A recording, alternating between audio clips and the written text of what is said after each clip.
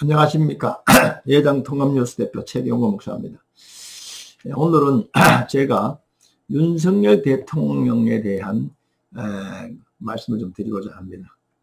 이제 비상계엄과 그로 인해서 그 탄핵과 그리고 현재 헌재 재판소에 가 있는 그 부분과 그다음 한덕수 대통령 권한대행에 대해서 지금 탄핵을 해야 된다 안 해야 된다. 헌법재판관이 6명으로서 심리를 할 수 있느냐 없느냐, 또 탄핵을 결정할 수 있느냐 없느냐 하는 이런 여러 가지 문제에 대해서 제가 아는 상식으로 조금 말씀을 좀 드려보고자 합니다. 윤석열 대통령에 대해서 비상계엄에 대해서 정당성에 대해서 지금 말들을 많이 하고 있습니다. 윤석열 대통령이 비상계엄을 선포한 것에 대해서 윤석열 대통령 나름대로 분명한 어떤 자기 표현을 했습니다. 비상계엄은 종북 좌파를 척결하겠다. 대한민국의 자유 헌정 질서를 바로 세우겠다. 그런 1차적인 그런 담화가 있었고요. 두 번째 담화에서는 이제 특별히 또 이제 선거 부정 얘기를 많이 했습니다. 그리고 종북 좌파 척결, 그리고 이제 자유민주주의 수호 등등 이런 해서 자기가 비상계엄을 선포했노라. 그리고 윤석열 대통령이 12월 3일 날 비상계엄을 10시 반에 선포하고요. 0시 40분경에 국회에서 해제 결의를 했습니다. 그리고 그 다음날 오전 4시경에 비상계엄을 해제를 했습니다. 국무회의를 통해서. 그래서 윤석열 대통령의 그 비상계엄에 대해서 하시는 말씀은 절차에 따라서 자기는 비상계엄을 선포했고 절차에 따라서 해제했다. 지금 이 말씀을 하고 있어요. 이걸 가지고 일부 측에서 대통령 측을 옹호하는 사람들은 비상계엄은 대통령의 고대 통치 행위다.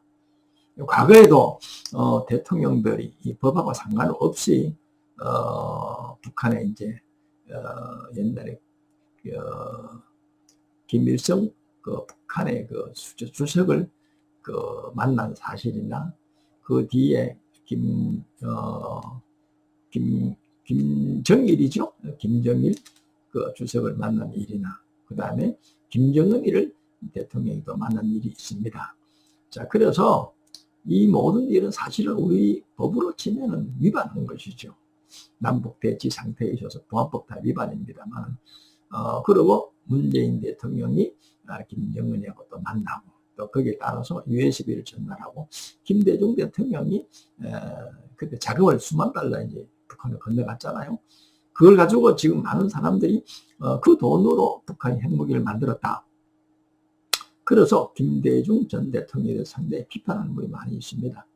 그런데 이 모든 것들은 대통령의 고대 통치 행위다. 이렇게 해서 그 죄를 묻지 않았습니다. 그리고 윤석열 대통령도 이와 같이로 국회가 윤석열 대통령이 행정부에서 일을 할 수 없도록 발목을 묶었다는 겁니다. 그 예로 190석의 거대 야당이 입국 폭주, 일방 통행의 폭주죠. 사실은요. 야당과 협의하지 않냐고 22명이나 되는 장관이나 기타 검사들을 갖다가 탄핵을 했습니다. 자, 이러니 사법부를 무능하게 만들고 행정부를 무능하게 만들어. 쉽게 말하면은 예산도 주지도 않고, 자, 이렇게 해서 윤석열 대통령이 할 수 있는 일이 없다는 거예요. 과거 같으면 대통령이 국회를 해산할 수 있지만 대통령이 국회를 해산할 수 있는 권한이 없다는 거예요. 그리고 선거 부정에 대해서 오랜 동안에 이 문제를 제기했는데 많은 사람들이 이거를 조사를 해보려고 영장 청구를 청구를 하니까, 여러분들이 압수수색 영장 청구를 하니까 이 법원에서 거부를 해라는 거예요. 그래서 깊이 있게 선거 부정에 대해서 선거위원회, 관리위원회에 조사를 못했다는 겁니다. 자, 그래서 비상계엄이라는 수단을 통해 가지고 이제 압수수색을 선거관리위원회에 했다. 이렇게 지금 알려주고 있어요.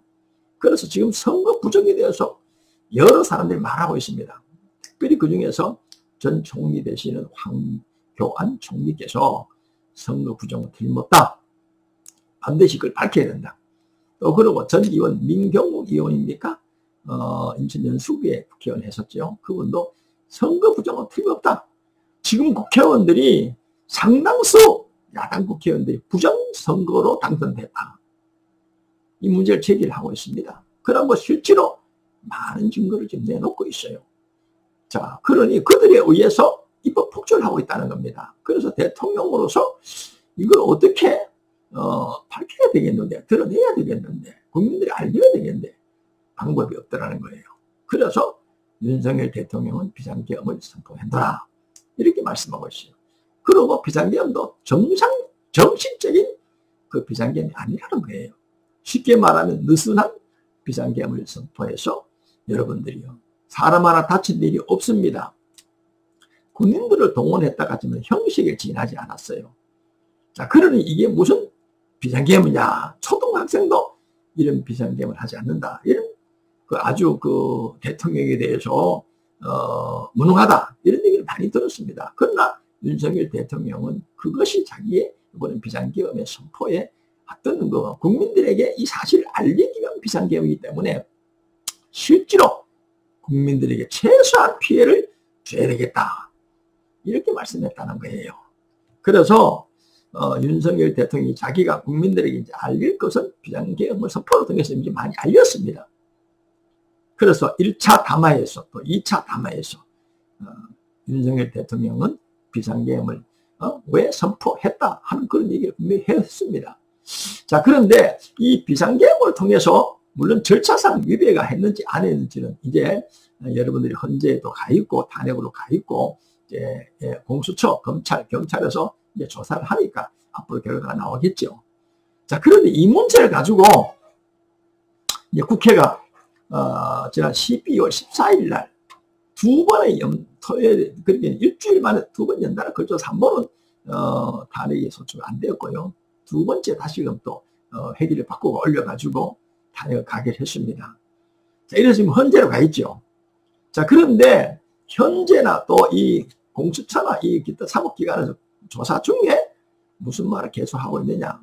윤석열 대통령은 내란의 수괴다. 아주 못을 박아놓고 그에 관련된 많은 사람들을 잡아들고 있습니다. 잡아들고 있어요.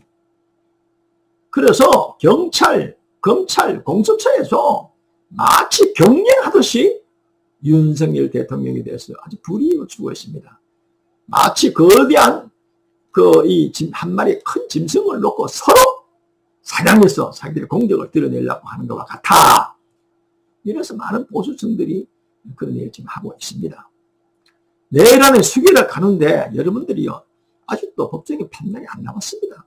그리고 윤석열 대통령의 탄핵에 대해서 또 비상계엄에 대해서 옹호하는 사람들에게 내란 방조죄다, 선동죄다 이렇게 덮어씌워서 또 고발한다. 고발을 해. 아마 한국어도 알고 있어요. 일부 사람들을. 이건 민주주의 국가에서 있을 수도 없는 일입니다. 국민은 민주주의 국가에서, 민주국가에서 표현의 자유가 있어요. 자기 의사를 표현할 수 있습니다. 마치 어떤 죄인이 여러분들이 사법부에 현재 재판 중에 있다 하더라도 국민들은 누구나 그 부분에 대해서 자기 나름대로 죄가 있다 없다 말할 수 있습니다. 그런데 벌써 내란의 수괴라고 내란이라고 단정을 지어놓고 조사를 하고 있어요. 그리고 정치권이나 야당 중심으로 해서 정치권, 시민단체 또 그들을 옹호하는 많은 사람들은 내란의 수괴다. 이래가지고 서울 도심지에서 토요일마다 또는 여러분들이요 이 일요일마다 또 대통령실 근처에서 헌재에서 탄핵을 해야 된다. 인용해라. 대통령은 빨리 내려와라. 이렇게 해서 시위하고 있어요. 이 민주국가에서 이렇게 하면 됩니까? 물론 그러다 보니까 탄핵을 반대하는 헌재에서 윤석열 대통령의 탄핵을 기각해야 된다 하는 그런 측에서 서울 광화문을 중심으로 해서 엄청난 또 토요일마다 시위를 하고 있습니다. 집회를 모이고 있죠. 그래서 전에는 광화문 집회는 언론에서 보도를 안 해줬어요. 최근에 와가지고 어째 사람들이 많이 모이니까 이제 보도를 하더라고요. 그래서 윤석열 대통령이 그 탄핵이 정당하냐 안 하냐 하는 문제는 뭐 국회에서 탄핵 결의를 했으니까 헌재에 넘어갔잖아요. 그분은 우리가 지켜보면 될 것입니다. 그런데 중요한 것은 내란의 수기다. 내란의 죄를 단정해놓고, 왜냐하면 현직 대통령은 내란이나 외환법에 의하지 않고는 그 재임 중에 대통령 직무 중에 수사를 할 수 없습니다. 그래서 두 가지 직권 남용하고 내란죄 두 가지를 놓고 지금 현재 조사를 하고 있어요. 그런데 윤석열 대통령은 절대 내란죄는 있을 수 없다. 내란이 무슨 말이냐? 내란이라고 하면은 자기가 무슨 국가에다가 이 반란을 일으켜가지고 정권을 잡기 위해서 하는데 자기가 최고 지도자 대통령인데 내 위에 또 뭐 있느냐? 내가 뭐 대통령 임기를 연장하려고 하는 것도 아니고 내가 어떻게 내란죄가 될 수 있는 성립할 수 있느냐? 대통령으로서 정당한 통치 행위를 한 것이다. 이렇게 말씀하고 있어요. 그리고 야당을 중심으로 해서는 내란의 수괴다. 내란이다. 여러분들 내란인지 아닌지 사법부의 판단이 나왔습니까? 그리고 그 내란에 동조하지 않는 사람에게 내란 선동죄를 적용시킨다? 그래가지고 여러분들 이거는 뭐 공산주의입니까? 민주주의 국가에 있을 수 없는 일을 하고 있어요. 여러분들 법의 판단이 나오기 전에 단정해서는 안 된다. 볼 수 있습니다. 여러분들이요. 그래서 윤석열 대통령이 비상계엄 선포 후에 아주 지지율이 11%나 국민들이 지지율을 받았어요. 그런데 지금은 보니까 26% 어제 어느 여론조사 기관이 한 30% 탄핵 직전까지 올라갔어요. 그래서 이 보수 수용들이 윤석열 대통령 살려야 되겠다고 아마 집회를 하는 것 같습니다. 가까운 집회에서도 엄청나게 모이잖아요. 그래서 이 공수처나 검찰, 경찰, 또 헌재 이런 등등에서 상당히 여론 의식하고 있는 것 같습니다. 내란을 해서 여러분들이 단정할 수는 없지요. 여러분들 우리 헌법에도 보면은 87조인가 보면은 그 내란에 대해서 쭉 나와 있는데 그 내용을 봤을 때도 윤석열 대통령은 내란죄가 성립하지 않는다. 헌법학자들 또 변호사들 여러 사람들이 그 의견을 내고 있습니다. 물론 반대적으로 내란이다 이렇게 또 말하는 학자들도 있긴 있습니다. 교수들도 윤석열 대통령은 탄핵을 시켜야 된다. 탄핵시키면 안 된다. 내란이다. 내란이 아니다. 팽팽하게 서로 맞서고 있어요. 그래서 이런 문제를 우리가 한쪽으로 일방적으로 내란죄라고 단정을 해서 덮어 씌우는 것은 정당하지 못하고 많은 그 윤석열 대통령 주위에 있는 사람들 장관들도 조사하고 일부 장관은 탄핵을 시켜가지고 이미 감옥에다 가두고 군 관계자들 여러분들 경찰청장 서울경찰청장 여러분들이 우리나라 경찰청장들 뭐 이런 사람들 또 여러 검사들 탄핵시키고 국가가 얼마나 혼란합니까? 이 야당이 왜 이렇게 국가를 갖다 오히려 내란은 윤석열 대통령이 내란을 일으킨 것이 아니고 야당이 오히려 내란한 것이 아니냐. 야당이 내란을 부추겼다. 야당의 내란으로 인해서 윤석열 대통령이 비상계엄을 선포했다. 이렇게 말하고 있어요. 여러분들요. 이제 사법기간이 넘어갔으니까 조사가 나올 것입니다. 기다려야 되지 않겠습니까? 그 다음에 이제 헌법재판소로 지금 넘어갔잖아요. 헌법재판관이 9명이 정원인데 지금 6명이랍니다. 그래서 야당은 이제 부랴부랴 두 사람이 이제 청문회를 해가지고 자기들 추천 두 사람 갖다가 예? 지금 한덕수 그 대통령 권한 대행한테 그 인정해달라. 쉽게 말하면 뭐 자기들 국회에서 성문에 했는 것을 갖다가 받아들여라. 그래가지고 헌재 재판관들을 채워달라. 그런데 한덕수 그 총리 대행이 대통령이 할 수 있는 재가를 대통령 권한 대행이 할 수 있는가? 많은 사람들이 학자들 할 수 없다 이렇게 보고 있어요. 할 수 없다는 겁니다. 대통령이 탄핵되고 난 뒤에는 과거에 박근혜 대통령 시절에 보니까 여러분들 헌법재판관을 보완했더라고요. 그러나 대통령이 탄핵된 상태에서 대통령 권한 대행이 헌법재판관들을 여러분들이요, 임명할 수는 없다. 인정할 수 없다. 이렇게 말들을 하고 있습니다. 그 말이 맞는 것 같습니다. 그러면 6명이서 할 수 있을까? 과연? 할 수 없다. 이렇게 지금 보는 견해가 많습니다. 여러분들이요, 물론 헌재에서 어떤 결과가 나올지 아무도 모르죠. 그래서 한덕수 총리 권한대행에게 압력을 넣고 있습니다. 대통령 권한대행에게. 그래서 만약에 자기들의 주장을 들어주지 않으면 한덕수 총리도 탄핵하겠다. 여기에 대한 의견도 또 각자가 달라요. 총리는 과반으로 탄핵할 수 있다. 이렇게도 볼 수 있어요. 이렇게 말하더라고요. 그런데 대통령 권한대행은 대통령에 준하는 국회의원 3분의 2가 여러분들 그게 찬성해 줘야 된다. 팽팽히 맞서고 있어요. 이거 내가 보니까 이런 게 있더라고요. 헌법재판 소법이라고 해서 2015년에 집필한 책인데요. 주석. 여기에 보니까, 뭔 말이냐면, 1259페이지를 총이 1259페이지로 되어 있어요. 거기 보면은, 뭐가 되어 있느냐 하면, 제4장 특별심판 절차, 제1절은 위헌 법률 심판이고, 제2절은 탄핵 심판입니다. 이게 48조에서 54조까지 있는데, 633페이지, 702조까지. 그러니까 헌법, 재판, 소법, 주석. 이게 2015년 5월 29일에, 이 책자가 나왔는데요. 이걸 갖다 이제 만들었는데, 그때에 원장이 김문현 씨가 헌법재판연구원 원장이 됐고요. 집필자 대표가 한수용 씨가 집필자 대표입니다. 이 헌법재판 소법 주석의 633페이지에서 699페이지까지가 탄핵 심판에 대해서 쭉 나와 있어요. 여기에 이 책자에 의하면은 대통령의 권한대행에 총리는 과반으로 되지만 대통령 권한대행에 대한 탄핵 심판은 과반이 아니다. 과반 이상이 된다. 이상이 얼마입니까? 3분의 2겠죠. 그래서 한덕수 대통령 권한대행의 탄핵은 쉽지 않습니다. 그거는 며칠 전에도 나왔었잖아요.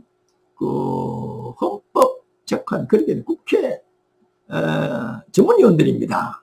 그렇게 밝혔었어요. 그걸 갖다가 억지로 야당이 지금 국회의장에게 압력을 넣고 있습니다. 우원식 국회의장은 중립을 지키고 법을 똑바로 적용시켜야 됩니다. 과반이냐? 3분의 2냐? 총리는 과반이지만 대통령 권한대행은 과반이면 이상이다. 그럼 3분의 2, 200명 이상이 돼야 됩니다. 지금 이 문제가 여러분들이요, 지금 상당히 지금 쟁점이 되어 있습니다. 그래서 여당은 한덕수 총리가 헌법재판관을 임명할 수 없다.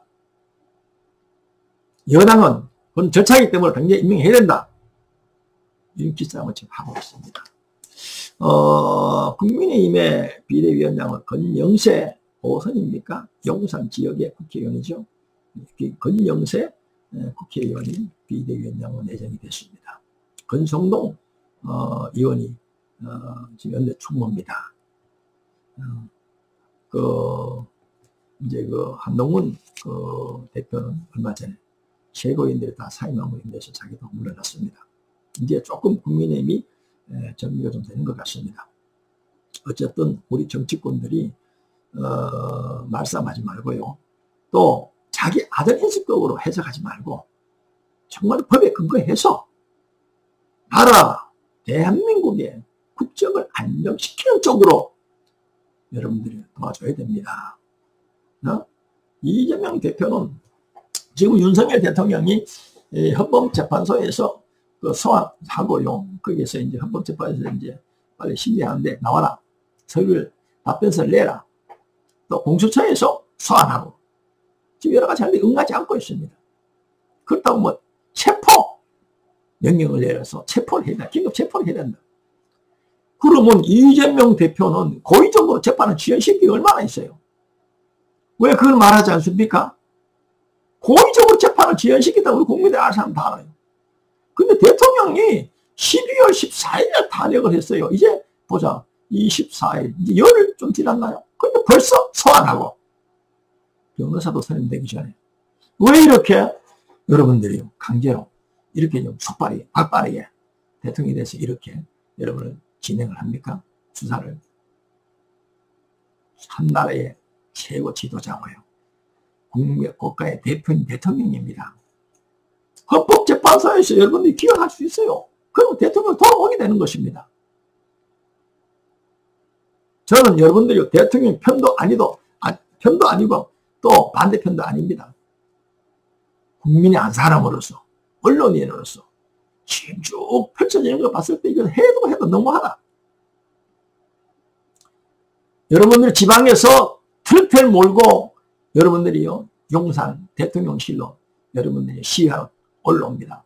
경찰들이 반드시 그 제지를 해드려요. 제지를 하지 않았어요. 그래가지고 대통령실 근처에서 난리가 났습니다. 오늘 또 보니까 12월 25일 날 대통령이 주위에서 여러분들이요 대통령에 대해서 사임에 나와라, 물러나라, 탄핵이 정당하다, 부당하다, 헌재에서 받아들이라, 받아들이지 마라. 이 대통령실 근처에서 난리가 났어요. 여러분들, 그래도 이 나라의 대통령은 윤석열 대통령입니다. 아직 여러분들이요 헌법재판소에서 인용된 것이 아닙니다. 탄핵이. 그래도 우리나라의 대통령이기 때문에 존중해야 됩니다. 저는 그렇게 생각합니다. 진보냐 보수냐를 떠나서 대한민국 국민이면 누구든지 간에 나라의 안정을 여러분들 바라야죠. 남북 대치 상태에서 열강 가운데 있는 우리 대한민국 여러분들이요 미일 한 공조 얼마나 중요합니까 이게. 윤석열 대통령을 탄핵시켜서 여러분들이요 앞으로 누가 대통령이 될지 모르지만 과연 한미일 공조가 제대로 될 것인가. 트럼프 이기 이제 정부가 이제 1월 며칠 날 이제 정식적으로 취임하게 되죠. 트럼프가. 그래가지고 한국하고 어떤 관계를 가질 것이 비상한 관심입니다. 윤석열 대통령은 이 국외 관계, 해외 관계 여러분들 외교를 잘했다고 저는 평가하고 있습니다. 여러분들이 어쨌든 모든 이점을 가지고 찾고요. 법의 절차대로 순차적으로 순리적으로 따라야 될 것입니다. 모두 여러분들이 집회를 좀 자제하고 결과를 지켜봅시다. 그리고 사법부도 헌재도 공정하게 해야 됩니다. 여론에 의해서 춤추면 안 됩니다. 왔다 갔다 춤추면 안 됩니다. 저는 국민의 한 사람으로서 공정하게 수사하고 공정하게 헌법재판소에서 여러분들이요 의논해가지고 기각을 하든 인용을 하든 해야 될 거로 저는 봅니다. 그러나 제 생각은 윤석열 대통령의 비상계엄은 고도의 통치행위다. 대통령으로서 오죽하면은 비상계엄을 선포했겠나. 야당의 일방적인 폭주 탄핵을 22명이나 하고 국회의원 190석으로 대통령이 할 수 있는 일을 없게 만들었어요. 발목을 잡아놨습니다. 아무것도 할 수 없어요. 예산도 주지 않고. 그러니까 이제 뭐 이재명 대표가 그 여당의 원내대표에게 뭐 추경하자. 자기들이 다 앉아놓고 이제 와 추경하자. 이건 정말로 국민을 속이는 일입니까? 그래도 이 많은 국민들이 또 어떻게 돼서 거기도 동조를 합니까? 이제는 좌우 이념 대결이 너무 심합니다. 지역 대결을 넘어가 좌우 이념 대결이야 지금. 이래가지고 앞으로 대한민국이 어떻게 되겠습니까? 모처럼 대한민국이 국군의 상승을 타고 올라가는 중인데 말입니다. 경제 규모 12, 국방력 5, 6위, 세계에서 K문화, K산업, K팝 여러분들이 K자 붙으면 전 세계가 지금 알아줄 정도가 됐잖아요. 참 답답합니다. 저는 윤석열 대통령 뭐 생각하면 참 가슴이 너무 아픕니다. 이재명, 그 문재인 정부 시절 얼마나 정권교체를 보수들이 원했습니까? 그래가지고 정권교체를 이뤘는데 이게 뭡니까 지금? 이제 과반을 좀 넘어서 임기 과반 좀 넘었는데 지금 이런 일이 벌어졌어요. 정말 저는 예수 믿는 사람으로서 사람들이 아무리 이런저런 궁리를 한다 하더라도 결과는 하나님께 달렸다. 사람이 계획을 세운다 하더라도 그 걸음을 인도한다 여호와라 했어요. 사무엘서 16장에 나옵니다. 말의 응답은 하나님께 있다 했어요. 다시 말해 결론 하나님 내린다 이런 뜻입니다. 앞으로 어떻게 될지 모릅니다. 정치는 생물학도 마련하고 있잖아요. 이번에 권력에 벌써 미래 권력에 출순다고 여기 검찰이나 경찰이나 사법부에서 또 법원에서 벌써부터 정도를 벗어나서 그렇게 하는 것은 안 된다고 생각합니다. 제발 좀 정신을 차리고 여러분들이요 국가가 올바르게 갈 수 있도록 우리 모두 협조해야 되지 않을까 저는 분명히 그렇게 생각합니다. 예, 예장통합뉴스 대표 최경구 목사입니다. 여러분들 구독과 좋아요 눌러주시고요. 끝까지 여러분 시청해 주셔서 대단히 감사합니다. 고맙습니다.